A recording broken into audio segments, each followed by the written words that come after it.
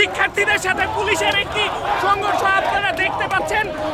শিক্ষার্থীরা ছাত্র সমাবেশ যে পিএসসি সংস্কার আন্দোলন ছিল সেই ছাত্র সমাবেশ থেকে শিক্ষার্থীরা কিন্তু এখানে এগিয়ে এসেছে এবং আমরা দেখছি পুলিশ যে বাধা দিয়েছিল সেই পুলিশের ব্যারিকেড ভেঙে কিন্তু এই মুহূর্তে শিক্ষার্থীরা শাহবাগ মোড়ে চলে এসেছে।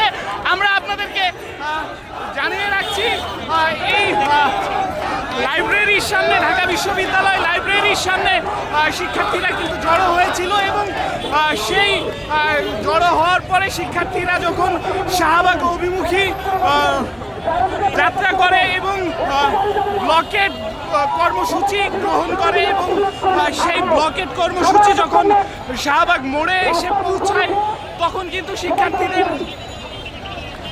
শিক্ষার্থীদের পুলিশ বাধা দেয় এবং সেই বাধা অতিক্রম করে পুলিশের সেই ব্যারিকেড অতিক্রম করে কিন্তু শিক্ষার্থীরা এই মুহূর্তে শাহবাগ ব্লকেট করে রেখেছে। আমরা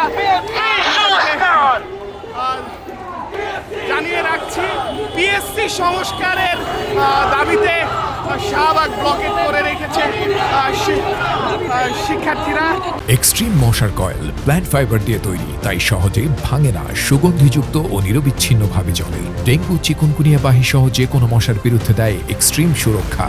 এবং তাদের যে ব্যানার, সেই ব্যানারে এখনো লেখা আছে জুলাই আবার এসেছে এবং শুক্রবার ঠিক বিকালে এই শাহবাগ মোড় ব্লকেট হয়ে গিয়েছে। আমরা আপনাদেরকে এই শাহবাগের চিত্র দেখানোর চেষ্টা করছি। অন্যান্য দিনের মতো কিন্তু এই শাহবাগে সেই ব্যস্ততা নেই, যানজট সৃষ্টি হয়ে গিয়েছে। আমরা দেখছি পিছনে এই মোড়ের চারপাশ থেকে আসা যে গাড়িগুলো, সেই গাড়িগুলো কিন্তু যেতে পারছে না, এই কারণেই কিন্তু যানজটের সৃষ্টি হয়ে গিয়েছে। আমরা দেখছি শিক্ষার্থীরা শাহবাগ এসেই গোল হয়ে দাঁড়িয়েছে এবং পুলিশের ব্যারিকেড ভেঙে কিন্তু এই শাহবাগ মোড় দখল করে নিয়েছে শিক্ষার্থীরা পিএসসি সংস্কারের দাবিতে।